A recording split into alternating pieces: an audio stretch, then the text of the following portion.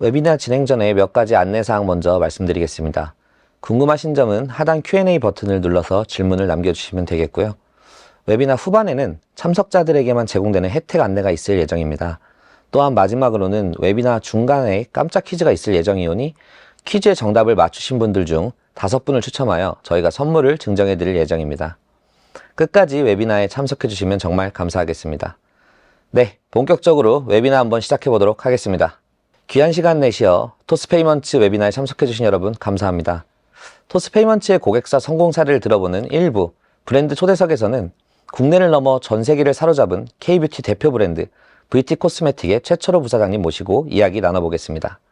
2부에서는 글로벌 진출을 희망하고 계시는 고객분들을 위해서 해외 결제 경험을 개선하여 매출 성장을 이루는 방법을 소개해 드릴 예정입니다. 오늘 브랜드 초대석에 함께 해주실 VT 코스메틱의 최철호 부사장님을 모셔보겠습니다. 부사장님 안녕하세요. 안녕하십니까. VT 코스메틱의 최철호 부사장입니다. 해외 영업과 일본 영업을 책임지고 있습니다. 네, 만나뵙게 반갑습니다. 반갑습니다. 네. 반갑습니다.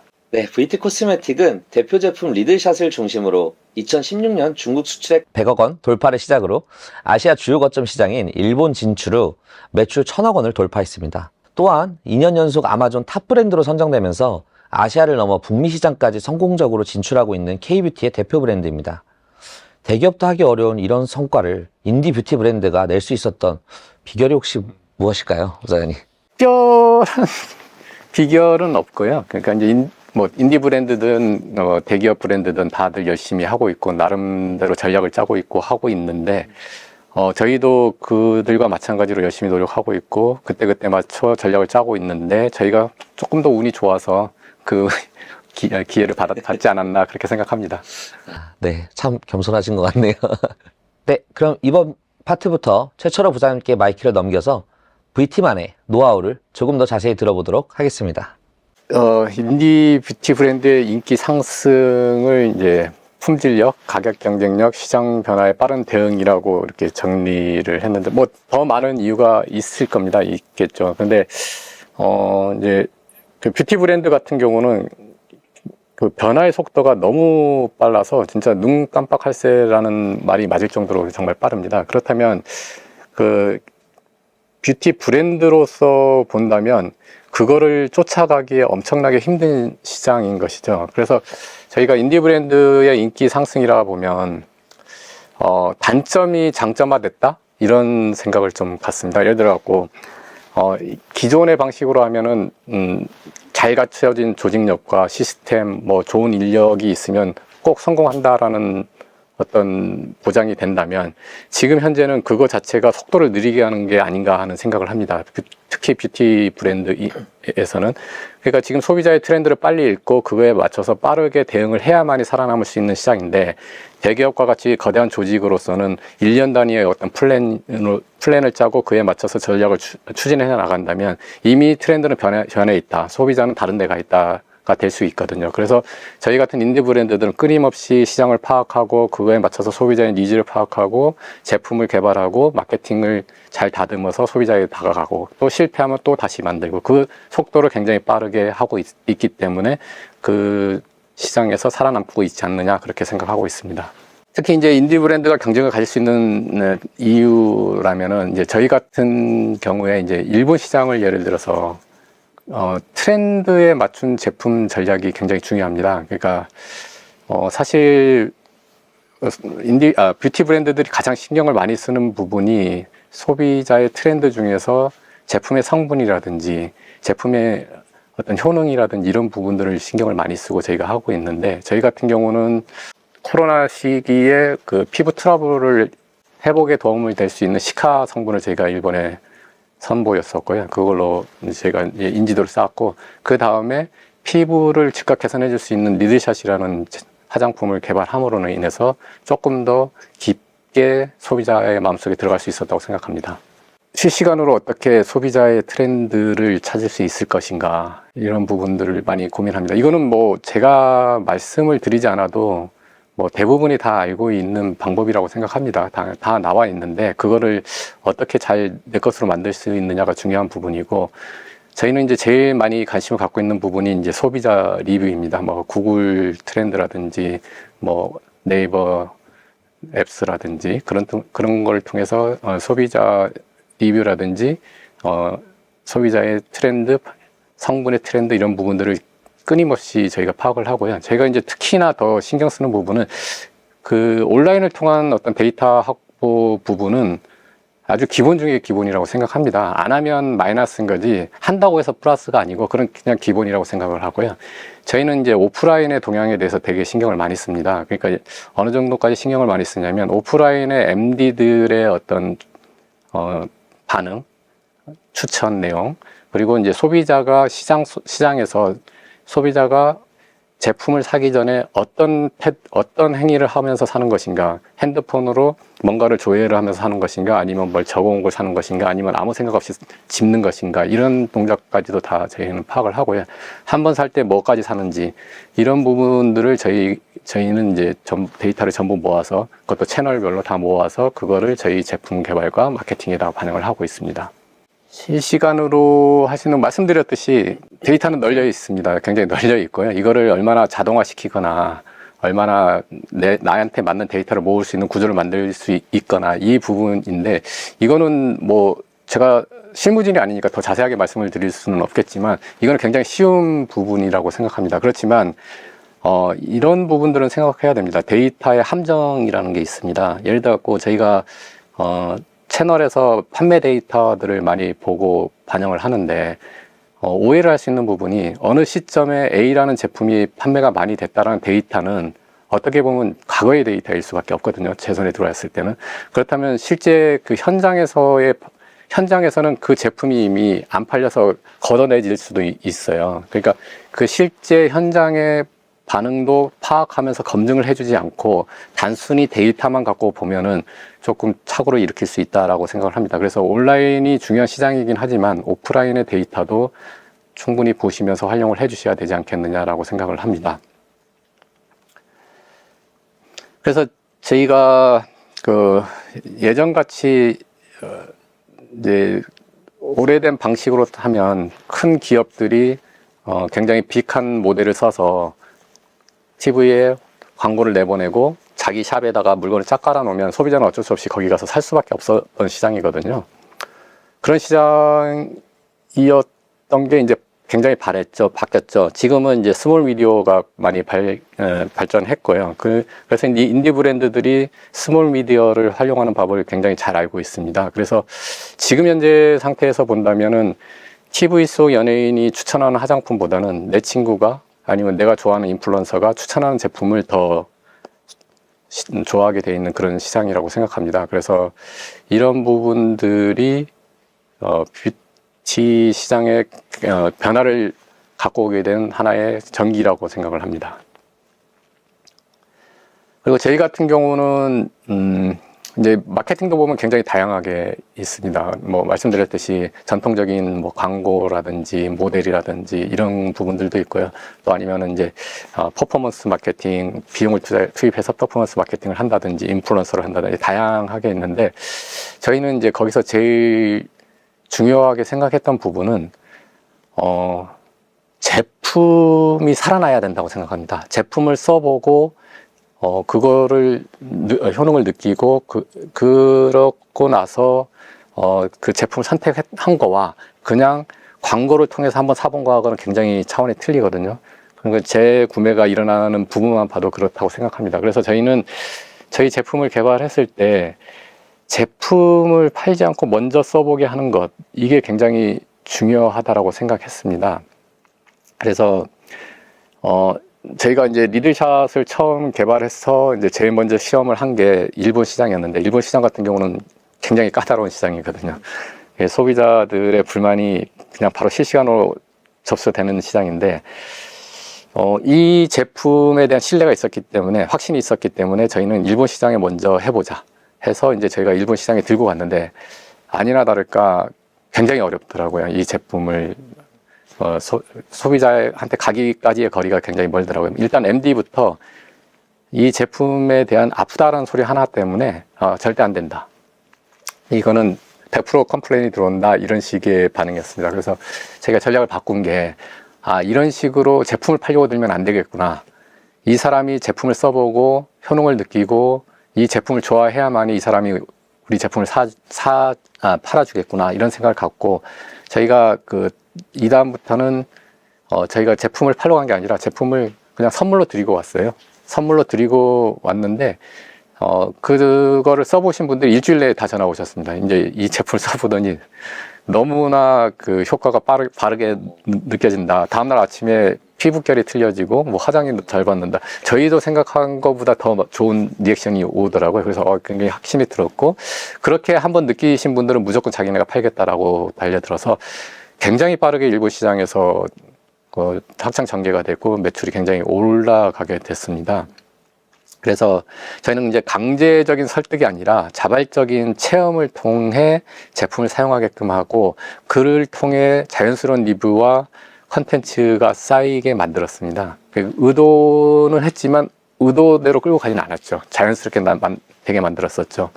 그래서 이제 뭐 국내에서 다이소를 했었다라든지 이런 부분들이 어떻게든 간에 많은 사람들이 쓸 수 있게끔 기회를 주자라고 해서 나온 어떤 전략이었습니다.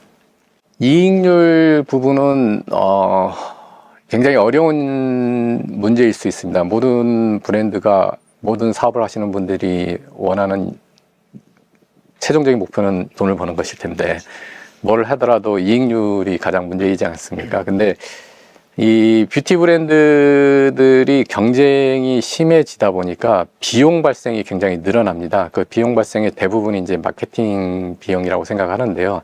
그게 이제 시장의 경쟁이 얼마나 심하냐에 따라서 비용이 많이 발생하게 되는데, 한국 시장 같은 경우는 뷰티 시장이 너무나 경쟁이 치열한 시장입니다. 그러니까 화장품 제조업으로 신고되어 있는 회사가 3만 개 정도 되고요.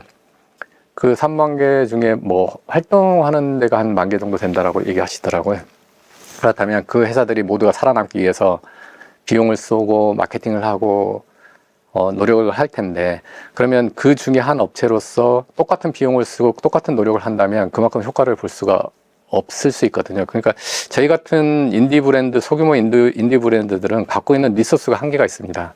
그러니까 우리보다 큰 규모의 회사하고 동일하게 싸워서는 이길 수 없는 시장이었다라는 거죠.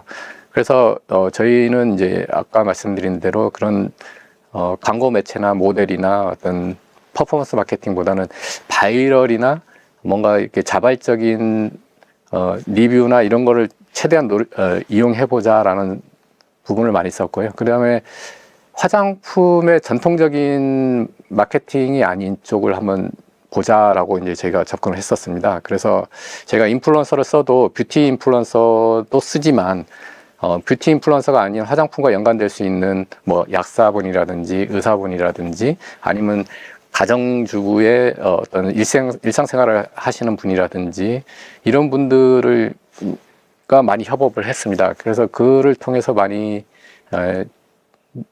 바이럴이나 이런 게 되면서 제품이 알려졌고요. 그러면서 저희가 마케팅 비용을 좀 많이 줄일 수 있었다고 생각합니다. 그래서 결과적으로 본다면은 마케팅은 최대한 효율을 올리면서 마케팅 비용을 줄이는 게 이익률을 올릴 수 있는 방안이라고 생각이 됩니다. 말씀드렸듯이 이제 다양한 채널들이 있습니다. 뭐 틱톡도 있고 인스타그램도 있고 뭐 다양하게 있는데 저희는 이제 각 채널들을 다 테스트를 해보는 거죠. 다 테스트를 해보면서 거기에서 어떤 컨텐츠가 반응을 보이는지, 어떤 성분이 뜨는지 그런 부분들을 보면서 그거를 계속 다시 활용을 하고 거기에 맞는 인플루언서들을 활용하면서 그 컨텐츠가 살아날 수 있게끔 만들고 결국 브랜드의 본질적인 경쟁력을 높이는 방향으로 마케팅 구조를 재편을 했습니다. 뭐 한 사례로 저희가 뭐 비용을 무작정 줄이는 부분은 아니고 자연스러운 바이럴 마케팅이 될 수 있는 부분에 대해서는 굉장히 아낌없이 저희가 비용을 많이 썼었거든요. 그래서 예를 들어 뭐 체험단을 한다 그러면 뭐 수백이 아니라 뭐 수천 단위로 저희가 이제 본품을 나눠주고 또 거기에 저희 니드샷의 특징을 확인할 수 있는 현미경을 저희가 드려서 그거를 실제로 확인할 수 있게끔 만들어 드린다든지, 물론 그로 인해서 어떤 컨텐츠가 다시 생성이 되고 더 좋은 효과를 볼 수가 있었습니다. 그래서 저희는 이런 흐름을 적극 활용해서 마케팅 비용의 거품을 줄였고, 그 줄인 비용으로 제품 기획이나 제품 개발 이런 핵심적인 영역에 많이 재투자를 했습니다. 그래서 결국은 제품의 경쟁력도 높이고 이익률도 높이는 그런 구조를 만들어냈다고 생각합니다. 예, 아까 말씀드린 대로 저희가 그 한국이 3만 개가 넘어가는 그런 시장에서 저희가 경쟁을 하고 있었는데 이익률을 높일 수 있었던 또 하나의 성공 요인인데 이게 이제 사실은 제일 크다고 볼 수 있습니다. 그러니까 굳이 경쟁이 많고 비용이 많이 드는 시장에서 싸우지 않고 저희는 이제 해외 시장으로 눈을 돌렸죠. 그때만 해도 중국 시장이 많이 뜰 때였는데 저희가 거기서 중국 시장에서도 저희가 경쟁을 해 봤었고 근데 그 부분은 조금 더 이따 말씀드리겠는데 그때 중국 시장에서 저희가 일본으로 탈출했던 부분이 가장 큰 성공 요인이었다고 생각을 합니다. 그래서 저희가 처음에 일본 시장 들어갔을 때 그 일본 시장을 개척하기에는 굉장히 어려운 시장이었지만 사실은 굉장히 비용을 저비용으로 하면서 시장을 개척하고 매출을 올릴 수 있었던 방법이라고 생각하거든요. 그래서 굳이 시장이 굉장히 숙성돼 있고 경쟁이 많은 곳에서 싸울 필요는 없을 것 같다. 세계적으로 이제 나가는 부분도 하나의 방법일 것 같습니다. 말씀드렸듯이 이제 시장이 경쟁이 극심해지고 마케팅 비용이 이제 아무리 투입해도 수익률이 낮다 보니까 이제 저희가 일본으로 갈 수밖에 없었고요. 특히 국내에서는 뭐 잘 아시겠지만은 유통 채널도 한정적이고 뭐 모델도 뭐 누구를 쓰느냐 일 뿐이지 비용의 문제인 것이고 마케팅 부분도 다 똑같은 정도의 수준이라고 생각하거든요. 그래서 저희는 이제 거듭해서 말씀드리지만 한국 시장에서는 이익률이 나올 수 없는 구조라고 판단했고요. 그로 인해서 새로운 선택의 기로에 섰고 이제 일본으로 진출을 했습니다. 일본 시장 진출이 이제 저희가 하나의 변환기였는데요. 그 2010년도부터 사실은 그 K-뷰티가 중국에서 시작이 됐었습니다. 그래서 웨이브가 이제 뭐 저희 쪽으로 보면 웨이브가 첫 번째 웨이브가 이제 중국발 웨이브였다라고 이제 많이 표현을 하는데 그때는 너도 나도 중국 시장이었거든요. 모든 K-뷰티 브랜드들이 전부 다 중국에 매달려 있는 상황이었고 근데 그러니까 이제 수요처는 한 곳인데 공급처가 너무 많다 보니까 점점 부작용이 발생한 거죠. 점점 이제 유통이 힘이 세지고 공급하는 저희 브랜드사의 힘은 되게 약해지는 구조가 같습니다. 그래서 유통사에 많이 휘둘리는 상황이 됐고 저희끼리 경쟁하면서 가격도 떨어지고 이익률도 안 나오는 그런 구조로 가게 됐거든요. 그러다가 결정적으로 2017년도에 이제 사드가 이제 배치가 됐고 그러면서 한알령이라는 얘기가 나오면서 점점 더 어려운 상황이 됐죠. 저희 VT 같은 경우는 2015년도부터 굉장히 어려움을 겪었습니다. 그래서 이제 중국만 갖고 있으면 회사의 영속이 힘들겠다라고 그때부터 생각을 했고 저희가 2017년도, 18년도에 이제 시프트를 어디로 할 것이냐에 대한 고민을 많이 했었습니다. 근데 웃기는 얘기지만 그때만 해도 지금과는 상황이 달라서 뷰티 브랜드들이 저희 내부적으로 경영진들이 얘기를 할 때 K-뷰티가 계속 나갈 수 있냐, 생존할 수 있냐라고 했을 때, 내부적으로는 이제 그런 암담한 얘기가 있습니다. 끝인 것 같습니다. 그러니까 그만큼, 암담한 시기도 있었습니다. 그래서 그때 당시에 뭐 다른 회사들도 느끼실지는 모르겠지만 저희가 판단했을 때는 그렇게 답이 안 나오는 시장이었고, 마지막이다라는 어떤 절박함으로 저희가 선택을 해야 됐고 그때 일본을 선택을 했었고요. 그럼 왜 일본을 선택했냐? 뷰티 시장으로는 이제 세계 3위 시장이고요. 미국, 중국, 일본이었고요. 미국은 너무 먼 시장이었고 인종도 좀 차이가 있었고요. 일본은 가깝게 있고 시장도 3위 규모의 시장이었습니다. 그렇지만 이제 굉장히 까다로운 시장이었고요. 그때 당시에 이제 우리 경영진들이 판단했을 때 여기서 성공하면 세계 어디 가서도 성공할 수 있을 것이다라고 호기로운 결정을 했죠. 굉장히 지금 생각해 보면은 무모한 결정이었는데 그래서 저희가 이제 2017년 지난 18년부터 저희가 그 일본 시장에 진출해서 제품을 이제 알리기 시작을 했습니다. VT의 비즈니스 전략과 일본 시장을 전략으로 선택했던 배경과 그에 담긴 의미까지 알 수 있는 시간이었던 것 같아요. 단순한 수출을 넘어서 제품 신뢰를 쌓기 위한 선택이었다는 점이 굉장히 인상 깊은데요.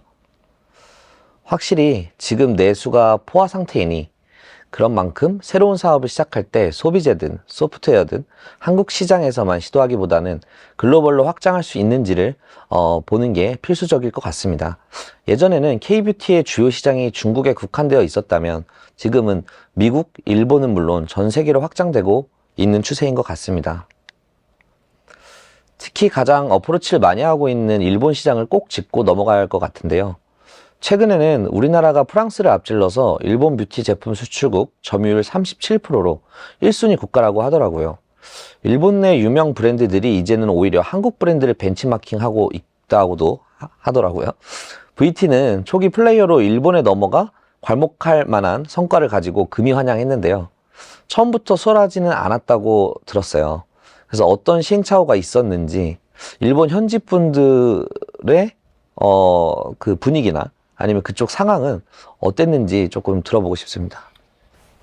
지금은 굉장히 분위기가 좋고요. 그러니까 많은 브랜드들이 일본 시장에 진출하고 싶어 하고 또 많은 성과를 내고 있고 합니다. 그리고 이제 일본 현지 소비자분들도 굉장히 좋아해 주시고, 뭐, 어쨌든 인지도가 굉장히 확산된 상태예요. 그래서 이제 지금 상태는, 그렇다고 해서 어려움이 없는 건 아니지만 굉장히 우호적인 환경 속에서 진행을 할 수 있다라고 판단이 되고요. 그렇지만 저희가 들어갔던 2018년도, 19년도에는 K뷰티라는 말 자체도 낯선 그 시점이었습니다. 일본에 K뷰티라는 게 없었고요. 그러니까 이제 저희가 VT라는 브랜드를 들고 갔을 때 어느 유통사에서도 자기 받아주겠다라는 데도 없었고, 심지어는 그 한국의 그 굉장히 우호적인 시노쿠보 거리에서 한국 제품들을 많이 갖다 파는데 거기서마저도 그 갖다 놓고선 팔리지 않는데 이런 정도의 상황이었거든요. 그래서 제가 그때 갈 때 한 25억 원어치 재고를 들고 갔었는데 매출이라는 건 전혀 없었고요. 뭐 아시겠지만 화장품은 유통기한이 있어요. 그래서 유통기한이 점점 다가오면서 이제 쓸 수 없는 그런 상황이 돼 가는 그런 상황까지 몰렸었죠. 그래서 굉장히 어려운 상황이었고 직원도 월급도 주기 쉽지 않은 그런 그 정도까지 몰리는 상황이었습니다. 그래서 이제 저희 직원들하고 많이 고민을 했어요. 어떻게 해야 될 것인가. 근데 저희가 거진 이제 끝까지 몰린 상황에서 이제 했던 부분이 그러면은 한번 전단지라도 만들어서 돌려보자. 일본에서는 아날로그적이니까 이제 뭐 거기로는 찌라시라고 하더라고요. 찌라시를 많이 돌리는데 우리도 똑같이 한번 해보자 해서 이제 거리로 나갔어요. 저도 같이 나갔는데 역시나 다 피하시더라고요. 저희가 이제 마스크팩도 하나씩 드리는데 안 받으시더라고요. 그래서 저희 직원이 아마 제가 했다고 우기긴 하는데 아닌 것 같기는 하고 그 일본 분들이 좀 귀여운 거 좋아하니까 그럼 우리 인형탈이라도 한번 써볼까 해서 저희가 이제 그때 저희 심볼이 이제 호랑이였거든요. 호랑이 탈을 고양이처럼 좀 만들어서 하면 고양이 좋아하시니까 오지 않을까 해서 만든 게 이제 이 장표에 나와 있는 저 호랑이 탈이고요. 저게 이제 저희는 이제 시가짱이라고 그러는데 저 안에 있는 사람이 접니다. 지금 저 사진이 제가 그 여름에 더운데 저 안에서 땀 흘리면서 직접 탈을 탈을 쓰고 저거 진짜 사람이 들어간 겁니다. 예, 들어가서 쓰면서 이제 숨이 텁텁 막히는데 이제 하는데 그때 뭐 저는 표현을 그렇게 쓰죠. 한 줄기 빛이 보이더라. 저희 직원들한테도 얘기하는데 저거를 쓰고 나갔는데 예전에는 이렇게 외면하시던 분들이 다가오시더라고요. 다가오시면서 전단지도 받아주시고 옆에 서서 귀엽다고 사진도 찍어주시고 이런 걸 보면서 한 줄기 빛. 우리가 그래도 완전히 100% 실패는 아니구나. 뭔가 접근할 수 있는 부분이 있겠구나 라고 생각하면서 진짜 열심히 전단지 돌렸고 그때부터 좀 시작이었던 것 같아요. 그러면서 시카라는 부분이 조금 인지를 시켰고 사실은 저희가 일본에서 시카 성분을 제일 먼저 히트를 시켰었거든요. 그래서 일본에서 조금씩 인지도가 좀 쌓이기 시작했습니다. 그리고 이제 코로나 때 저희가 좀 혜택을 받습니다. 코로나 때 그 마스크를 오래 쓰다 보니까 이제 피부 트러블들이 많이 나셨거든요. 그래서 그 트러블을 회복시켜 줄 수 있는 성분으로서 이제 시카 성분이 떴고, 그러면서 이제 TV 방송이나 뭐 자발적으로, 제가 한 게 아니고 자발적으로 이제 많이 방송을 해 주시면서 소비자한테 이제 사랑을 쓰게 됐고요. 근데 이제 소비자분들은, 일본 소비자분들은 아까도 말씀드렸지만 굉장히 정말 까다롭습니다. 그래서 일본 시장을 이제 좀 진출하시면서 절대 하지 말아야 될 부분들은, 신뢰도에 차질이 발생하면 이제 다시 들어가기는 정말 어려운 상황이 됩니다. 그래서 이분들은 한번 제품을 선택해서 쓰는 과정도 되게 복잡하고 어렵고요. 하나하나 꼼꼼히 다 따지고, 쓰고 나서도 쓰고 난 거에 대한 피드백을 명확하게 공유를 합니다. 자기들끼리. 그러다 보니까 이게 하나 잘못되고 안 좋은 소문이 나게 되면은 이 제품이 시장에서 살아남기가 되게 어려워지세요. 그래서 들어가시게 되면은 그 제품에 대한 명확한 컨셉과 확신을 갖고서 들어가셔야만이 일본 시장에 접근하실 수 있다, 그렇게 봅니다. 그리고 저희가 이제 그 시카 성분부터 니드샷까지 해서 이제 성공을 했다라고 이제 얘기들을 해주시는데, 아직 저희가 아직 성공하기 전이지만, 성공해 가는 과정이지만, 그 실질적으로 피부 개선 효과를 느끼게 했던 부분이 이제 가장 핵심인 것 같습니다. 그래서 이런 부분을 통해서 이제 긍정적인 피드백이 쌓이면서 이제 확장과 안정적인 매출이 발생했다라고 봅니다. 이제 리들샷 부분에 대해서 얘기를 드리게 되는데, 이제 결국 이제 그 제품에 대한 부분을 말씀드리다 보니까 이제 저희 리들샷을 예를 들어서 말씀드린 겁니다. 그냥 화장품을 하시다 보면 이제 보통 보면 다 비슷비슷한 성분을 갖고 이제 마케팅으로서 풀 수밖에 없거든요. 이제 너무 많은 회사들과 이제 한정적인 화장품 성분을 갖고 이제 소비자의 니즈에 맞추다 보니까 이제 그렇게 되는 상황인데, 이제 그 근본으로 제가 돌아가서 생각을 해봤죠. 이제 소비자가 왜 화장품을 사는가? 라고 근본적으로 생각을 해봤을 때, 화장품을 사는 소비자는 본인이 갖고 있는 피부의 문제점을 개선하기 위해서 화장품을 산다고 생각합니다. 그렇기 때문에 저희가 뭐 미백이니 탄력이니 주름 개선이니 이런 거를 마케팅에다 풀어내는 거지 않습니까? 그런데 이제 저희가 고민을 해봤을 때, 왜냐하면 오래 살아남으려면 제품이 오래 팔려야 되는데, 과연 우리 제품이 오래 팔리고 있는 것인가? 그러면 왜 오래 안 팔리는 것인가? 소비자의 고민을 해결해 주고 있는 것인가라고 생각했을 때, 그 부분에 대해서는 자신이 좀 없더라고요. 그러니까 이제 그 소비자의 고민을 해결해 주지 못하고 있구나라는 생각을 하게 되었고, 그래서 저희가 그러면 소비자의 고민을 해결해 줄 수 있는 방법이 무엇인가라는 고민의 시작을 했고, 거기에서 저희는 이제 에스테틱이라든지 아니면 피부과에 대해서 많이 저희가 주목을 했습니다. 그러니까 제일 이제 인상 깊었던 게 피부과인데, 뭐 많은 분들이 이제 피부과 가셔서 이제 피부 진료를 받으셨다면 아시겠지만, 피부 개선 효과를 보시려면 이제 보통 머머 레이저를 많이 쓰게 되는데, 그러면 분명히 효과가 있죠. 효과가 있는데 그 레이저를 하려면 허들이 굉장히 많아요. 비싸요. 그리고 레이저를 맞으면은 되게 아파요. 근데 너무나 신기한 게, 비싼 돈 내고 아픈데도 나오면서 뿌듯하게 나오시는 거예요. 나는 피부 관리가 됐어. 일단 피부가 좋아질 거야. 그렇게 생각하다 보니까 저희가 그때 당시에 스피큘이라는 원료를 갖고 고민을 하고 있었는데, 아프다라는 거였는데, 허들이 아프더라도 피부에 어떤 고민이 해결되면 감내가 가능하겠는데? 그거에 대한 생각이 든 거죠. 그래서 이제 그때 당시에 저희가 이제 도쿄대학교하고 같이 연구 개발을 하고 있었는데, 그때 이제 그런 질문들을 많이 했어요, 교수님하고. 이런 부분들에 대해서 했는데, 이제 그 교수님이 얘기하신 부분, 그것만 극복할 수 있으면 화장품 원료로서는 최상의 효과를 낼 수 있다. 그렇게 자신감을 주시더라고요. 그래서 이제 저희가 아프지만 효과를 줄 수 있는 화장품이다 해서, 네, 니드샷을 만들어냈죠. 그래서 이제 이 화장품에 대한 테스트 베드가 필요하지 않습니까? 그래서 이제 그 테스트 베드를 제가 한국으로 갖고 오지 않았습니다. 이제 가장 까다로운 시장에서 한번 해보자. 그래서 이제 아까 말씀드렸듯이 가장 까다롭다는 시장, 한국이나 일본이나 그렇겠지만 일본도 좀 까다롭거든요. 일본 시장에서 한번 해보자라고 해서 일본 시장에 들고 들어갔고요. 일본 시장에 가서 아프다라는 얘기를 먼저 했어요, 저희가. 왜냐면 어차피 알게 될 거니까. 했더니 그냥 뭐 바로 안 된다라고 하시더라고요. 이거는 뭐 100% 컴플레인 들어온다. 일본 사람들 절대 안 참는다. 라고 했고. 그래서 이제 그 체험을 권유했고 제품을 주고 나왔는데, 하여튼 그 MD분들의 반응이 10명이면 8명 정도는 이게 뭐야? 이렇게 효과가 좋아? 이런 반응들이셨어요. 그러면서 이제 오프라인에 깔리기 시작했고, 매장이 하나씩 뚫리기 시작하면서 폭발적으로 매출이 증가하게 됐었죠. 그리고 이제 저희가 그 리드샷도 그렇고, 이제 시카 할 때도 그렇고, 이제 몇 가지 전략이 있었습니다.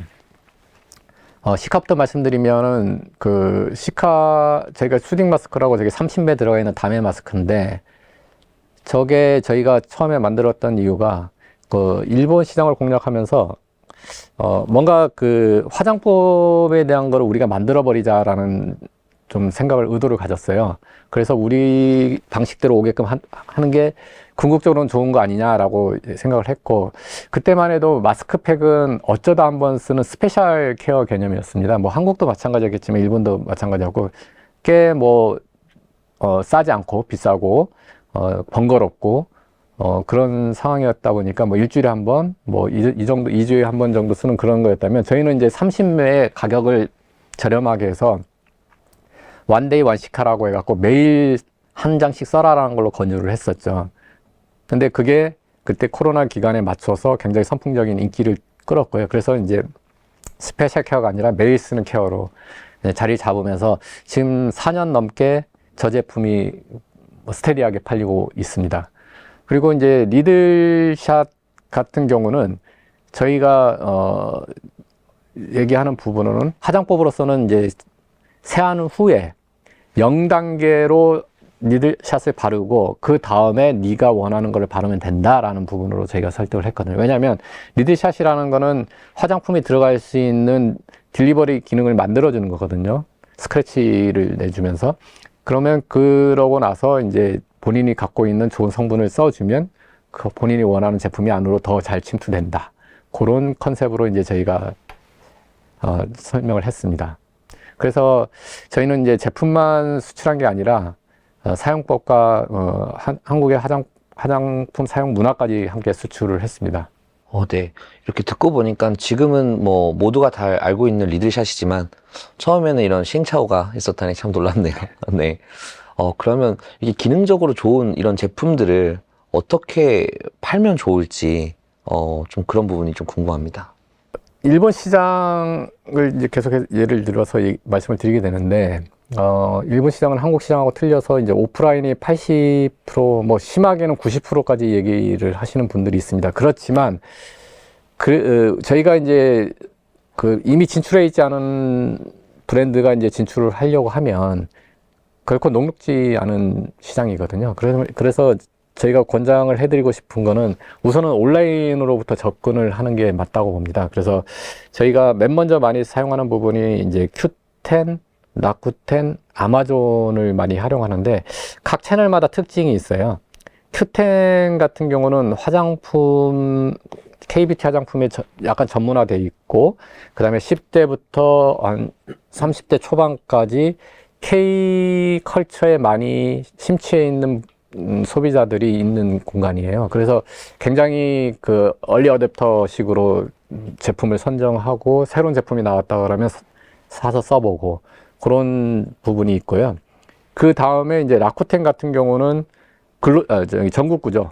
그러니까 뭐 10대부터 60, 70대까지 모든 국민이 생활용품부터 모든 걸 사서 보는 이제 가장 큰 시장이라고 보면 되고요. 또 아마존은 아마존대로 그 큰 규모의 시장이기 때문에, 그리고 또 이제 라쿠텐이나 아마존을 또 따로 하시면 안 되는 게, 하나를 포기하시면 안 되는 게, 라쿠텐의 고객과 아마존 고객은 또 틀립니다. 그들이 이제 락인 정책이 있어서 아마존 같은 경우는 아마존 프라임의 고객들이 있으시고요. 라쿠텐 같은 경우는 이제 라쿠텐 그 마일리지인가? 그런 게 있어요.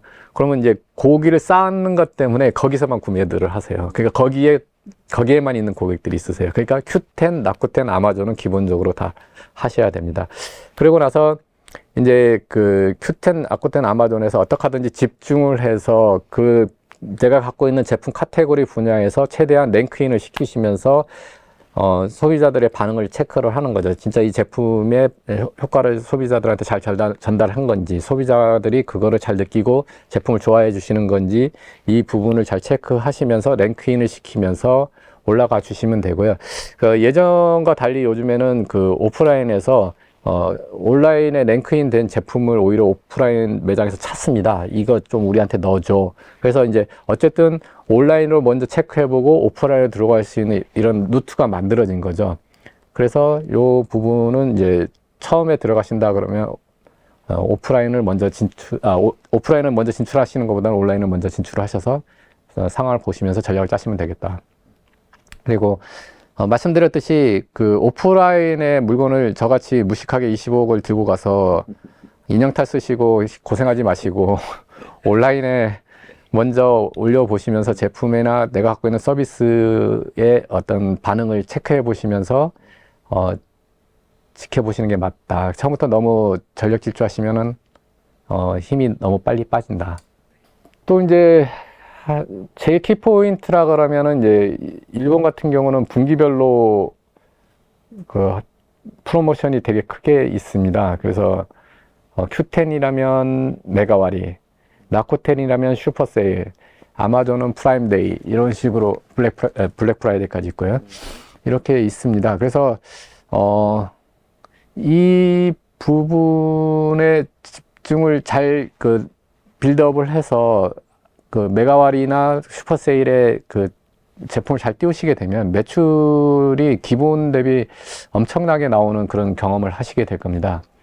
뭐 10배, 기존보다 10배, 20배가 쉽게 나오는 그런 판매 효과를 볼 수가 있으신데요. 그러려면은 뭐 온라인에 기본적으로 초기부터 잘 다져 나가서 리뷰부터 해갖고 제품의 어떤 구조를 잘 쌓아 나가시는 게 필요한 부분이 있고요. 네, 부장님 말씀 잘 들었습니다. 그럼 오프라인 쪽은 어떨까요? 예전에 일본 갔을 때 제 기억에 그 VT 제품이 정말 여기저기 많이 깔려있던 걸 본 기억이 있거든요. 네. 그래서 이렇게 VT 코스메틱 제품들이 일본 시장에 쫙 깔려있구나 이런 생각을 되게 많이 했었어요. 그래서 오프라인 쪽은 어떤 식으로 조금 진출을 하셨는지 조금 더 자세히 말씀해 주시면 좋을 것 같아요. 말씀드렸듯이 이제 저희 같은 경우는 이제 뭐 맨 바닥부터 이렇게 차근차근 올라갔었다고 보시면 되고,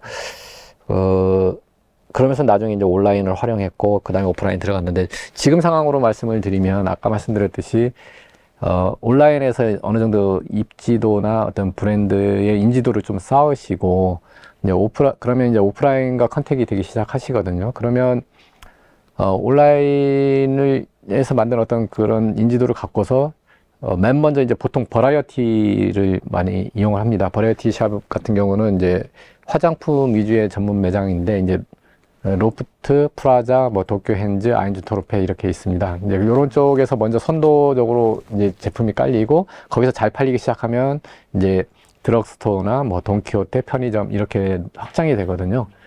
그렇게 되면은 이제 저희 같은 경우는 지금 한 18,000개 정도 오프라인 매장에 입점해 있고요. 그 다음에 지금 그 일본도 그 뷰티 시장이 굉장히 커지고 있어서 점점 더 확대되고 있을 거라고 생각합니다. 네, 온라인부터 시작해서 오프라인 성공 사례들까지 잘 전략을 말씀 주셔서 너무너무 감사합니다.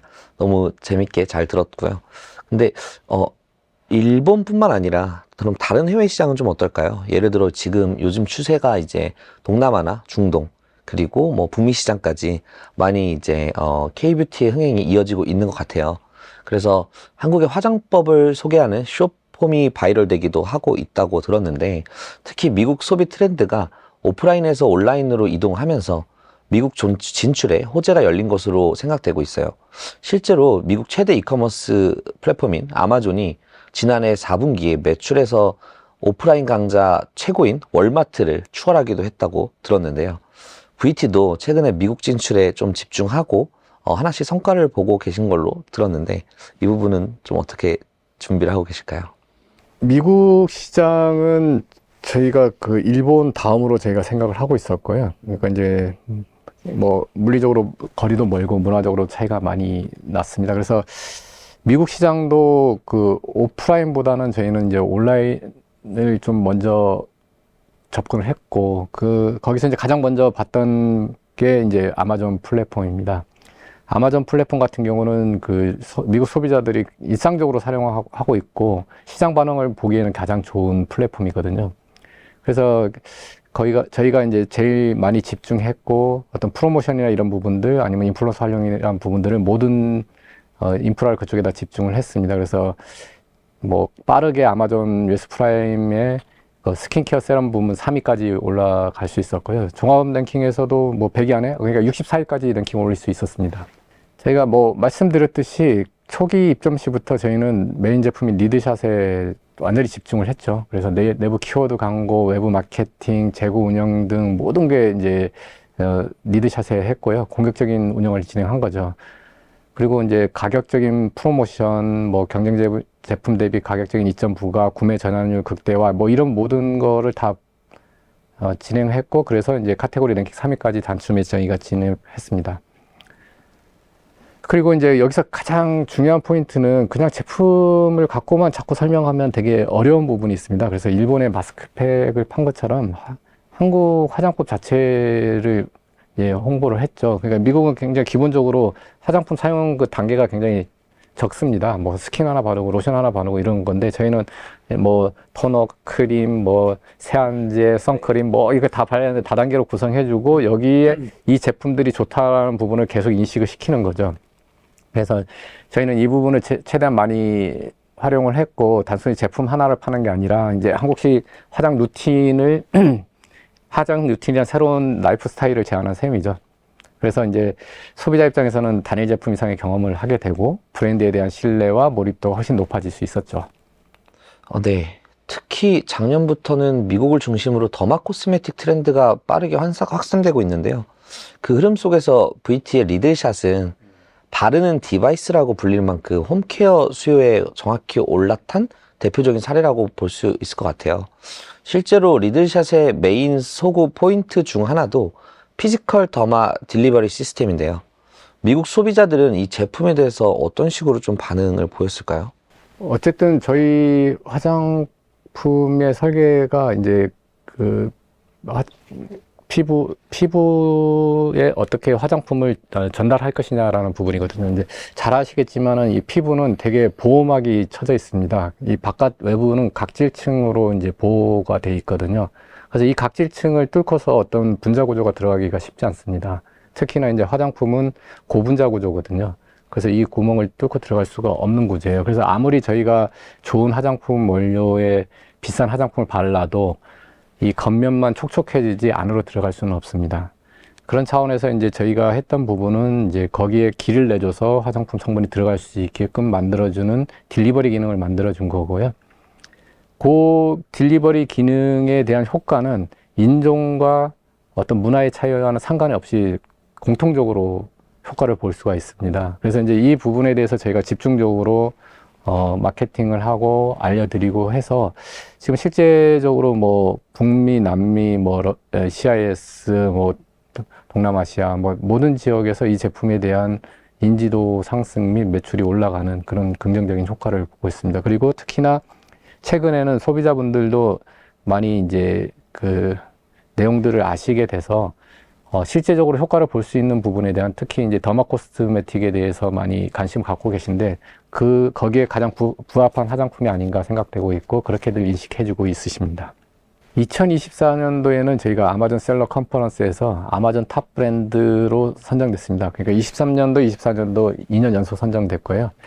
아마존 US 프라임 스킨케어 세럼 부문에서 3위, 그다음에 저희가 7월, 정확하게 6월인지 7월인지 제가 정확하게 기억을 못하고 있는데, 미국의 얼타뷰티하고 코스트코 오프라인에 입점해서 이제 오프라인에 저희가 전부 다 깔립니다. 요거는 뭐 부분적으로 들어가는 게 아니라 전체 매장이 다 들어갑니다. 1000여 개 매장 한꺼번에 들어갑니다. 네. 정말 대단한데요. 네. 온라인뿐만 아니라 오프라인 시장까지, 예, 정말 전 세계적으로 너무 잘 성장하고 확장해 나가고 계신 것처럼 느껴집니다. 네. 지금까지 V코스메틱의 일본과 미국에서 어떻게 전략적으로 시장을 공략했는지 글로벌 진출의 생생한 이야기를 들어봤습니다. 국가별 소비자 성향에 맞춰 정교하게 대응하는 방식이 굉장히 인상적이었는데요. 이제 마지막 섹션에서는 다시 돌아와서 시선을 국내 시장으로 한번 돌려보겠습니다. 그래서 특히 작년 다이소에서 일어난 뷰티 상품 품절 대란, 다들 한 번쯤 들어보셨을 텐데요. 오늘 3부에서는 국내 리드샷 열풍과 배경과 함께 입문형 채널인 다이소와 팬덤을 형성하는 자사몰, 이렇게 이중 구조로 수익을 만들어가는 전략에 대해 자세히 이야기 나눠보겠습니다. 다이소에서 뷰티 제품을 그렇게 많이 살 거라고 생각하진 못했는데요. 리드샷이 시작이라는 생각이 들긴 해요. 요 아이디어는 혹시 어떻게 좀 시작하게 되신 걸까요? 다이소라는 채널은 저희가 생각을 해본 적은 없었고요. 다이소가 뭐 기억나시겠지만 몇 년 전까지만 해도 다이소 가서 화장품 사신다는 생각은 안 해보셨잖아요. 그죠? 네. 그때 저희도 똑같은 상황이었고요. 저희가 그때가 어떤 시점이었냐면, 리드샷을 만들고 일본에서 성공한 다음에 이제 한국으로 들어왔던 시점입니다. 들고 왔는데 이제 한국의 메인 시장에는 안 받아주는 그런 시점이었어요. 그러니까 이제 그렇게 국내에서는 어떤 검증을 받지 않은 제품이다 보니까 좀 더 검증을 받고 와라라는 그런 상황이었고, 근데 이제 그런 데를 빼고 나서 검증을 받을 수 있는 시장이 많지가 않아요. 한국 같은 경우는 채널들이 이제 한정적이다 보니까. 그래서 제가 이제 많은 고민을 하고 있는 상황이었는데, 저희 이제 국내 영업팀에서 다이소를 한번 해보자라는 얘기가 있었고, 근데 마침 그때 이제 어떤 일이 있었냐면, 하도 이제 제품을 알릴 수 있는 기회가 없다 보니까 저희가 이제 스틱 파우치를 만들어 갖고 그거를 이제 나눠줘 보자라고 해서 스틱 파우치를 엄청나게 만들었었어요. 그런데 그 스틱 파우치를 갖고 아무리 나눠줘 봐도 그거를 많은 분들한테 나눠줄 수가 없더라고요. 근데 그 시점에 이제 다이소 제안이 있었고, 그러면 다이소의 가격 허들을 그러면 스틱 제품으로 해서 한번 맞춰보자 해서 이제 저희가 이제 다이소형 제품을 만들었었던 부분이고요. 그때 이제 여러 가지 다이소에서 이제 요청도 있었는데, 이제 서로 그 내용들이 잘 맞아서 이제 진입을 하게 됐고, 그러고 나서 의외로 저희도 깜짝 놀랐는데 굉장히 빠르게 반응이 오셨어요. 그러니까 제가 뭐 광고나 뭐 마케팅을 하지도 않은 상태였는데, 오픈런이고 뭐 솔드아웃 이런 게 이제 다이소에 나왔고, 그때 당시에 다이소에서는 이제 굉장히 칭찬을 많이 받았었는데, 첫 번째가 이제 다이소에서 그 가장 수건 사업이었던 온라인몰 개통을 준비를 하고 있었는데, 다이소 온라인몰에 그 서치하는 비율이 0점 몇 %였었대요. 그래서 이제 온라인몰을 오픈하지 못하고 이제 그냥 서치만 하는 그런 정도였었는데, 리드샷의 서치율이 8%까지 나와버린 거예요. 그래서 이제 이제 온라인몰 개통해도 되겠다 해갖고 온라인몰을 개통하시면서 이제 거기서 판매가 되고, 지금은 굉장히 활발하게 온라인이 된다고 하시더라고요. 그렇게 이제 저희가 나름 기여를 해서 했었던 부분이고, 물론 뭐 여러 가지 다른 어려움도 있었습니다. 다이소에 들어가면서 왜 들어갔느냐 이런 얘기도 많이 들었었고요. 그렇지만 결과적으로 이제 다이소에 들어감으로 해서 다른 모든 채널까지 매출이 상승하는 긍정적인 효과가 일어나면서, 그때 당시에 느꼈던 게 이제 그 어려움을 좀 잘 넘으니까 그 혜택이 많이 돌아오는구나 생각을 좀 많이 했었습니다. 그리고 이제 그 다이소에서의 그 열풍도 있고, 그 다음에 올리브영에서의 판매, 여러 가지가 이제 같이 이어지면서 VT 코스메틱의 국내 자사몰에도 긍정적인 효과가 있었죠. 그래서 회원수가 2023년 대비 뭐 약 370% 성장하는, 이게 뭐 돈으로서 살 수 없는 그런 성장을 이루어냈죠. 그리고 이제 저희가 자사몰에 대해서 되게 중요시하게 보는 부분은, 자사몰이라는 거는 이제 다른 채널의 어떤 플랫폼보다는 저희가 직접 관리할 수 있다는 중요한 장점이 있고요. 거기서 이제 충성 고객에 대한 기반을 확보할 수 있고, 그 다음에 고객과 직접 커뮤니케이션을 할 수 있는, 실시간적으로 할 수 있는 그런 메리트가 있고요. 그 다음에 이제 저희가 이제 다양한 국가의 자사몰을 운영하는데, 글로벌 신뢰도에도 굉장히 많이 저희가 활용을 하고 있습니다. 자사몰 같은 경우는 뭐 여러 가지 뭐 프로모션을 굉장히 많이 한다고 보시면 되고요. 뭐 다양하게 프로모션을 해서 저희 자사몰에 오신 분들한테는 굉장히 많은 혜택을 드리고, 뭐 정보도 드리고, 뭐 Q&A도 해드리고 있고요.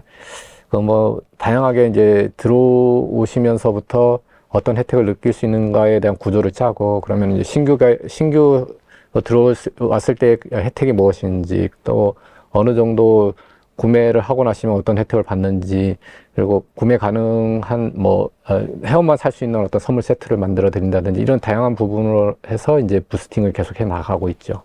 자사몰 운영하면서 이제 여러 그 인프라들이 많이 있습니다. 그러니까 이제 뭐 마케팅을 도와주는 회사라든지, 뭐 제품 제조부터 해서 이제 그 브랜드사들로 많은 도움을 받고 있는데, 특히 이제 자사몰을 운영하는 데 있어서는 이제 결제 계좌를 어떻게 하느냐가 제일 중요한 부분인데, 토스페이먼트 같은 경우는 자사몰 운영에 있어서 이제 고객 친화적인 결제창을 구현하는 것이 중요한 포인트가 될 수 있고요. 저희 같은 경우는 이제 토스페이먼트를 잘 활용하고 있는데요. 그러니까 이제 자사몰 운영함에 있어서 그 고객 친화적인 결제창 구현하는 게 되게 중요한 포인트가 될 수 있습니다. 그래서 토스페이먼트의 그 세련된 결제창 UX가 뭐 믿으실지 모르겠지만 결제 전환율을 높여주고 있다고 생각합니다. 네, 부사장님 오늘 너무 좋은 내용 준비해 주셔서 감사합니다. 뷰티업계뿐만 아니라 글로벌 진출을 고려하시는 많은 이 참석자분들께 큰 도움이 되셨을 것 같아요. 1부 세션은 내용을 이렇게 마무리하고요. 저희가 준비한 깜짝 퀴즈가 있습니다. 이제 깜짝 퀴즈를 말씀드리겠습니다. 세션 중간에 소개되었던 트렌드 용어인데요. 피부과학과 화장품이 결합된 개념으로 피부과학적 원리를 바탕으로 만든 화장품을 일컫는 용어는 무엇일까요? 줌 퀴즈를 업로드해 두었으니 여기에 답변을 남겨주시면 추첨을 통해서 3분께 토스페이먼트에서 준비한 굿즈를 발송해 드리도록 하겠습니다. 퀴즈는 약 1분간 열려 있을 예정이오니 많은 참여 부탁드립니다. 네, 그럼 바로 이어서 VT 코스메틱처럼 글로벌 진출에 성공하기 위해서 자사몰 운영 또는 여러 플랫폼에서 성공적인 해외 시장 진출을 위해서 결제 파트너로서 어떤 결제사를 활용해야 될까? 그래서 토스페이먼트를 어떻게 활용하면 좋은지, 어떻게 활용해야 성공적인 해외 시장 진출을 할 수 있는지 이어서 발표를 이어가 보도록 하겠습니다. 네, 저는 토스페이먼트 글로벌 세일즈팀 리더인 황규라고 합니다. 반갑습니다. 고객 입장에서, 유저 입장에서 한 번에 사게 만드는 해외 결제 경험 만들기라는 주제로 오늘 발표를 하도록 하겠습니다. 네, 이게 보시면 통계청 자료랑 관세청의 자료인데요. 더 이상 이제 글로벌 시장을 타겟하는 것은 선택이 아닌 필수 사항이 되어버렸습니다. 특히 한류 열풍 그리고 K트렌드 때문에 동남아시아 지역 고객들한테 한국 뷰티, 한국 화장품의 선호도는 엄청나게 급성장하고 있죠. 오늘 그래서 토스페이먼트의 해외 결제 서비스들이 어떤 장점이 있는지 3가지 정도로 정리해 보도록 할게요. 첫 번째는 국내 유일하죠. 간편한 결제 위젯이라는 제품을 가지고 토스페이먼트의 장점을 설명드릴 거고, 두 번째로는 국내 최대의 많은 해외 결제 수단들의 라인업들을 한번 소개해 드리려고 해요. 그리고 마지막 3번째로는 국내외 통합으로 운영할 수 있는 국내외 결제 서비스를 통합 운영하는 이런 장점들을 설명드리도록 하겠습니다. 이 자료는요, 전 세계적으로 너무 유명한 결제사죠. 페이팔이라는 결제사에서 갖고 있는 데이터로 나온 이제 지표인데요. 그 자사몰 또는 어떤 플랫폼에 이제 고객이 물건을 사러 접속을 했을 때 그 결제 과정 자체가 복잡하면 중도에 이탈하는 확률이 굉장히 높아진다고 합니다. 특히나 고객 입장에서는 그 어떤 한 사이트에서 쇼핑몰에서 다양한 결제 옵션들이 있을 때 구매율 자체를 올릴 수 있고, 그리고 본인이 선호하는, 본인이 자주 쓰는 결제 수단이 있었을 때 더 결제율 자체가 올라간다는 그런 데이터 지표가 있다고 합니다. 네, 그래서 이 결제창의 사례를 보면은 특정 가맹점을 케이스로 한 사례인데요. 지금 저희의 결제창이 아닌 타사 제품의 결제창을 쓰고 계신 화면인데요.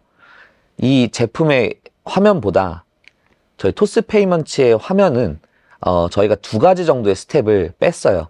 그래서 이거는 결제 위젯에서만 볼 수 있는 그 결제 씬인데요.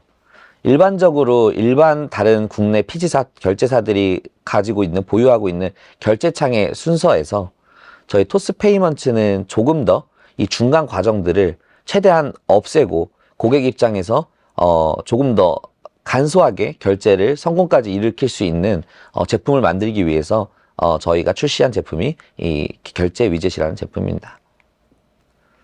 네, 결제 위젯이라는 제품은 단 한 번의 연동으로 해외에 있는 여러 국가에서 제공되고 있는 결제 수단들을 모두 다 사용하실 수 있습니다. 그래서 장점들을 보시면 한 번의 계약, 쉬운 연동, 통합 정상, 기술 및 운영 지원을 그 각 국가별로 필요로 하시는 뭐 알리페이, 그랩페이, 라인페이, 뭐 해외카드, 페이팔, 터치앤고 이런 결제 수단들과 각각 계약 또는 각각 연동을 하실 필요 없이 토스페이먼츠와 단 한 번의 계약과 단 한 번의 연동으로 각 국가별로 많은 다양한 이 결제 수단들을 원타임으로 솔루션으로 저희한테 제공받으실 수 있습니다. 이 장표를 보시면 현재 저희가 제공하고 있는 각 국가별 결제 수단들 라인업인데요. 인도네시아, 태국, 말레이시아, 싱가포르, 필리핀, 그리고 중국, 홍콩, 그리고 전 세계적으로는 페이팔, 해외카드까지 저희가 총 11개의 결제 수단들을 현재는 제공을 하고 있습니다. 하지만 저희가 올해 4분기에 추가적으로 한 20여 개에서 30여 개 정도 결제 수단들이 추가될 예정입니다. 그 안에서 대표적으로는 일본의 가장 큰 점유율을 차지하고 있는 페이페이라는 결제 수단들이 올해 4분기에 런칭할 예정이고요. 그 외에도 쇼피페이, 그랩페이, 라인페이, 콤비니페이 여러 가지 각 국가에서 사용하고 있는 결제 수단들을 저희가 추가적으로 확장해 나갈 예정입니다. 저희의 목표는 국내에서 단일 유무하게 가장 최대로 많은 해외 간편 결제 수단들을 제공할 수 있는 그런 결제사, 그런 피지사가 되려고 목표를 하고 있습니다. 그렇기 때문에 저희는 해외 글로벌 파트너사들과 더 전략적으로 협업하여 여러 가지 각 국가별로 현재 국내에서 제공되지 있지 못하는 그런 결제 수단들을 계속 추가할 예정입니다. 저희 아까 앞선에 설명드렸던 저희 결제 위젯이라는 상품을 이제 제품을 사용하게 되시면 처음 한 번의 연동으로 추후에 저희가 추가적으로 이제 대기하고 있는 이 라인업들의 결제 수단들을 저희가 런칭했을 때 추가 연동 없이 첫 번째 연동했던 그 저희 결제창 안에서 결제 위젯에서 클릭 하나만으로 추가하고 빼고 이러하는 작업들을 IT 리소스를 별도로 쓰지 않으셔도 사용하실 수 있는 그런 장점들이 있습니다. 네, 그렇게 되면 저희를 통해서 이제 편리한 통합 운영 서비스가 가능한데요. 지금 보시는 화면은 저희 토스페이먼츠의 어드민 페이지입니다. 이제 가맹점 사이드에서 이제 점주들께서 저희 어드민 페이지에 들어오셔서 매출 관리를 하시고 정산 대타를 하시고 여러 가지 메뉴들을 활용하실 수 있는데요. 이미 국내 결제를 토스페이먼츠를 사용하고 있으셨다면 더더욱 좋은 이점이 되겠죠. 해외 결제 또한 토스페이먼츠를 사용하시면 국내외 모든 결제를 저희 한 어드민에서 통합 관리하실 수 있는 장점이 있으실 거고, 그리고 추가로 저희한테 이미 국내에서 국내 결제 서비스에 대한 정산을 받고 계셨을 텐데 해외 결제 서비스 또한 저희를 통해서 통합 정산을 한 번에 받으실 수 있는 이점이 있으십니다. 그리고 당연히 각 결제 수단별로 매출 관리나 정산 대사의 작업도 어드민에서 관리가 가능하다는 장점이 있습니다. 추가로 페이팔을 사용하셨던 고객들은 굉장히 잘 아실 부분인데요. 차지백이라는 그 이슈가 굉장히 좀 어렵죠. 가맹점주 입장에서는 주문을 고객이 취소하는 경우에 뭐 상품이 불만족하거나 또는 구매자나 카드 그 주인이 다른 경우 이런 프로드 케이스들에 대해서 차지백을 이제 발생하게 되는데요. 뭐 해외 카드뿐만 아니라 페이팔도 이 차지백에 대해서 접수된 차지백을 가맹점에게 이거에 대한 소명을 할 기회를 주고 이제 반박을 해서 뭔가 이제 그 페이팔 결제사 원천사와 승소하게 된다면 차지백의 이제 무효가 되고 또는 차지백이 이제 번복되지 못한다면 이 손실을 다 가맹점 쪽에서 부담을 해야 됩니다. 그래서 이제 이런 가맹점에 많은 이제 어려움이 있는데요. 이 부분을 저희는 저희 어드민 페이지 내에 차지백 메뉴를 대시보드화 시켜서 아예 개발을 해놨습니다. 그래서 기본적으로 이전에 보시던 저희 어드민 페이지 내에서 이 페이팔에 접수되는 차지백들을 매일매일 접수된 내역들을 확인하실 수 있고 저희 어드민 메뉴 안에서 그 필요로 하는 반박 자료들을 직접 업로드 하시고 페이팔로부터 그 업로드 자료가 어떻게 됐는지 결과값까지 저희 어드민 통해서 실시간으로 업데이트해서 확인하실 수 있습니다. 네, 마지막으로 다시 한번 정리해드리면요.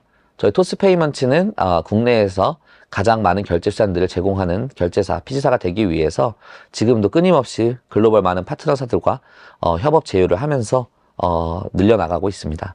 그래서 지금 보시면 각 국가별로 저희는 이제 각 1, 2위 점유율을 갖고 있는 결제 수단들을 타겟해서 저희가 런칭을 국내에서 하고 있고요. 현재 일본의 페이페이와 싱가포르의 그랩페이, 쇼피페이는 저희 4분기에 예정이 되어 있고 그 외에도 한 30개 정도의 라인업이 있다고 봐주시면 좋을 것 같아요. 네, 마지막으로 오늘 특별히 웨비나 참석하신 참석자 분들에게만 드리는 혜택이 있습니다. 네, 첫 번째로는 전략 수수료 제공을 해드리겠습니다. 저희가 일반적으로 저희 토스페이먼트 해외결제 서비스에 나가는 표준 판가 수수료가 있습니다. 그 부분에서 저희가 이제 뭐 특대형이라고 해서 전략 가맹점이라고 해서 저희가 별도로 이제 나가는 수수료율이 있는데요. 그게 이제 일반 표준 수수료에서 30bps 그리고 0.3% 정도 인하된 수수료입니다. 그래서 이번에 이 참석하신 참석자 분들 중에 이 유효 기간은 딱 7월까지입니다. 이 웨비나 행사 끝나고 7월 말까지 저희와 전자결제 대행 계약서를 체결해 주는 시점을 기준으로 7월까지 계약 체결된 가맹점들은 저희가 전략 수수료 0.3% 인하된 수수료로 서비스를 제공을 할 예정이고요. 추가로 토스 하면 토스 앱 기반의 토스 에즈 상품이 있죠. 네, 저희 토스 에즈 상품을 통해서 첫 광고 진행 무상머니 지원을 해드리도록 하겠습니다. 그래서 무상머니 같은 경우는 최대 저희가 150만 원까지 지원을 해드리고 토스 에즈 상품 내에서 가맹점들이 원하시는 광고 상품들을 사용할 수 있도록 지원을 해드리도록 하겠습니다. 추가로 글로벌 제휴사 혜택 제공을 해드리도록 하겠습니다. 저희는 굉장히 많은 글로벌 파트너사들과 제휴를 맺고 있습니다. 특히나 이 제휴 자체가 굉장히 전략적 제휴라서 그들이 글로벌 해외 시장에서 갖고 있는 그 플랫폼의 인프라와 그 영향력을 저희가 중간에서 연계를 시켜드려서 가맹점 사이드에서 그 뭐 예를 들어 중국이면 알리페이 뭐 또는 위챗 뭐 글로벌리 뭐 쇼피파이 뭐 SFCC 등 여러 가지 이제 글로벌 플랫폼에서 가맹점의 홍보나 또는 여러 가지 사업 제휴들을 연계해 드릴 수 있다는 혜택을 다시 한번 강조드리지만 올해 7월까지 계약을 체결해 주신 가맹점에 한해서 이 세 가지 혜택을 모두 다 지원해 드리도록 하겠습니다. 네, 이상 토스페이먼츠의 글로벌 소개를 여기까지 마치도록 하겠습니다. 네, 이제 마지막으로 Q&A 시간이 다가왔는데요. 어쩌면 사실 오늘 참석자분들이 가장 많이 기다리시는 부분이라고 생각이 들 수 있어요. 왜냐하면 본격적으로 이제 궁금하신 내용들을 그동안 계속 많이 적어주셨거든요. 그래서 사전 질문지를 통해서 대표적으로 많이 나온 질문들을 몇 개 추려서 한번 저희가 얘기해 보면 좋을 것 같습니다. 네, 첫 번째 질문입니다. 브랜드 초기에 바이럴에서 주목을 끌 수 있었던 중요한 전략이 있었을까요? 저희 같은 경우는 이제 인하우스부터 시작을 했다고 생각합니다. 저희가 이제 어떤 외부에 정부에서부터 시작한 부분이 아니고 내부 직원들의 솔직한 바이럴을 모아서 밖으로 이제 확산을 시킨 케이스였던 것 같고요. 지금 와서 생각해봐도 굉장히 유효하지 않았었나 생각을 합니다. 그런데 이제 일반적인 바이럴이면 되게 비슷할 것이거든요. 근데 요게 저희가 리드샷을 성공시켰던 배경이었던 것 같습니다. 다음으로는 글로벌 진출에 관해 몇 가지 질문이 좀 들어왔는데요. 그 중에서 다양한 국가별로 어떤 차별화 전략을 사용하셨는지, 특히 마케팅 관련해서 일본에서 현지 인플루언서들을 좀 어떤 식으로 확보하셨는지 궁금합니다. 라는 질문이네요. 네. 일본 내에 현지 법인을 갖고 있는 브랜드는 몇 개 안 됩니다. 저희는 이제 초창기부터 저희가 일본 내 현지 법인을 만들고 거기에 마케팅 인원들을 뽑아서 계속 현지 인플루언서들하고 컨택을 하면서 그 풀을 만들어 갔거든요. 특히나 이제 일본은 아직까지 인플루언서, 지금 모르겠습니다만 얼마 전까지만 해도 인플루언서들이 체계적으로 관리가 되지를 않았었어요. 한국 같은 경우는 MCM 회사들이 이제 많이 활성화돼서 거기에 이제 인플루언서들이 소속이 돼갖고 활동을 통한 정당한 보수를 받고 이렇게 할 수가 있는데, 일본 같은 경우는 그게 잘 안 돼 있는 구조라서 인플루언서들이 어떤 수익을 발생시킬 수 없는 구조인 게 많았었습니다. 그래서 저희는 이제 직접 컨택을 해서 비용을 지불하고 인플루언서들이랑 협업을 해 나갔던 부분이 유효했던 부분인 것 같고요. 지금까지도 평상시에도 계속해서 저희 신제품이 나오면 시딩을 하고 그런 식으로 이제 인플루언서들을 활용하고 있습니다. 네, 다음 질문으로는 마케팅 외에 제품 포장이나 브랜드 차별화 관련된 질문도 있네요. 해외에서 이제 물건을 판매하셨을 때 국내 상품의 패키지나 마케팅에서 좀 어떤 차별점을 두셨나요? 라는 질문입니다. 저희는 이제 어떤 한 지역으로 보진 않고 글로벌하게 보고 이제 제품을 만듭니다. 그래서 뭐 패키지나 이런 어떤 룩은 같이 가지만 이제 어떤 채널이나 어떤 국가에 따라서 조금 형태를 좀 달리합니다. 그러니까 예를 들어 가격이 좀 싼 게 들어가야 되는 데라면 어떤 파우치 타입을 간다든지, 아니면은 이쪽은 뭐 이런 색상을 싫어한다 그러면 색상을 바꿔준다든지, 이런 좀 차이를 주고, 또 제품별로 리드샷 같은 경우는 이제 저함량부터 고함량을 해서 저함량이 들어갈 것, 고함량이 들어갈 것을 나눠준다든지, 이런 식의 차별을 둬서 공략을 했습니다. 제품 퀄리티나 원료 등 본질적인 요소에서의 차별화 전략은 어떻게 가지고 계신가요? 이 부분에서 이제 저희의 가장 큰 장점이라고 생각을 할 수가 있는데요. 이제 보통 이제 한국은 이제 OEM, ODM이 많이 개발돼 있다 보니까 보통은 다 이제 OEM, ODM 사이에다 맡겨서 생산을 맡기게 되는데, 저희 같은 경우는 제조사가 있습니다. 그래서 저희 제품을 제가 직접 컨트롤 하거든요. 그래서 보통은 제조사에서 어떻게 만들었는지 알 수는 없는 구조라면, 저희는 원료부터 저희가 통제를 해서 제조 과정이라든지 뭐 소비자한테 가는 과정까지 저희가 전부 다 컨트롤을 하거든요. 그래서 다른 브랜드하고는 좀 차별화되어 있다면 그 부분이 저희가 장점으로 생각하고 있습니다. 네. 해외 수출을 처음 시작하는 분들의 경우 많은 어려움을 겪을 것 같은데요. 국내에서 준비해야 할 절차와 이제 해외에 나갔을 때 해외 바이어, 컨택 방법 등 뭔가 처음 진출을 하시려고 하는 사업자들에게 조금 이런 전체적인 프로세스를 한번 좀 알려주시면 좋을 것 같아요. 브랜드를 하시면 이 부분이 이제 가장 궁금하실 겁니다. 결국은 이 일을 통해서 매출이 발생되는 구조이기 때문에, 저희 같은 경우는 조금 다르게 접근을 했었는데, 저희는 그 각 국가에 직접 진출을 했었습니다. 예를 들어 일본이라면 일본에 직접 저희가 법인을 설립해서 가서 이제 하나하나 이제 개척을 해 나가서 시장을 만들었었습니다. 근데 이제 이 방법을 권장해 드리고 싶지 않은 부분은 힘도 들고 너무 시간이 오래 걸립니다.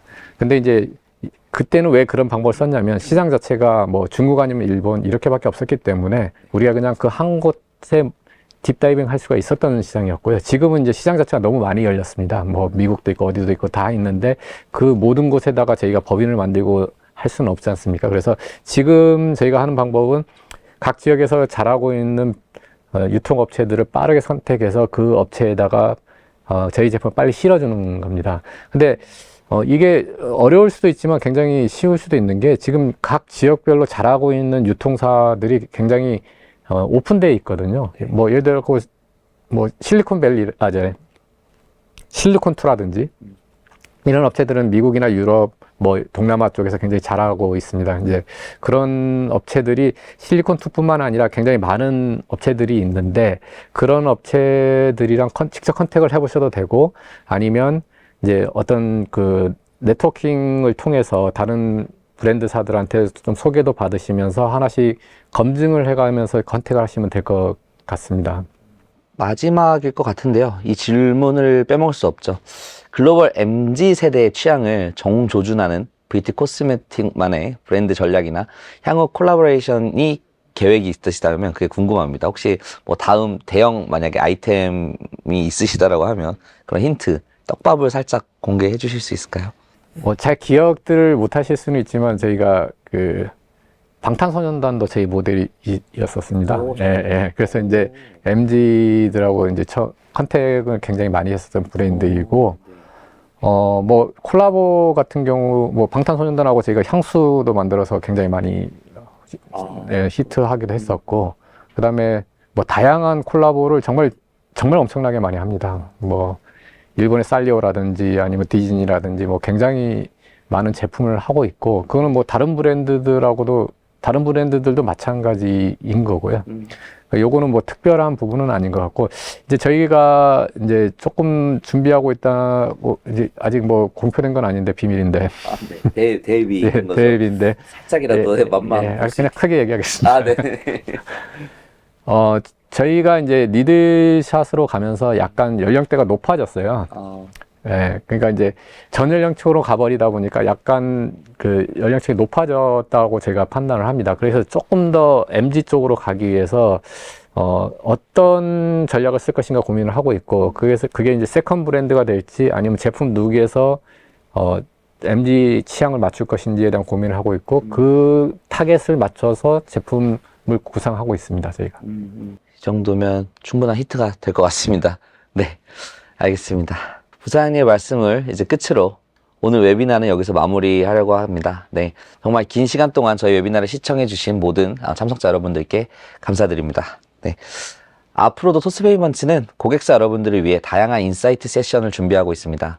7월에는 아마존 글로벌 셀링과 협업으로 글로벌 진출에 대한 더욱 구체적인 내용을 다룰 예정이오니 해당 7월 세미나도 많은 참여 부탁드리겠습니다. 오늘 웨비나가 혹시 만족스러우셨다면 만족도 조사도 꼭 참여 부탁드리고요. 채팅창에 남겨드린 링크를 통해서 참여하실 수도 있고, 또 다시 보기나 발표 장표를 전달드릴 메일에 통해서도 참여하실 수 있습니다. 네, 남겨주신 소중한 의견을 적극적으로 반영하여 이커머스 사업자분들에게 앞으로 더 좋은 세션을 만들어 나가보도록 노력하겠습니다. 다시 한번 긴 시간 참여해주셔서 감사드리며 다음번 세션에서 다시 돌아오겠습니다. 감사합니다. 고생 많으셨습니다, 부장님. 감사합니다.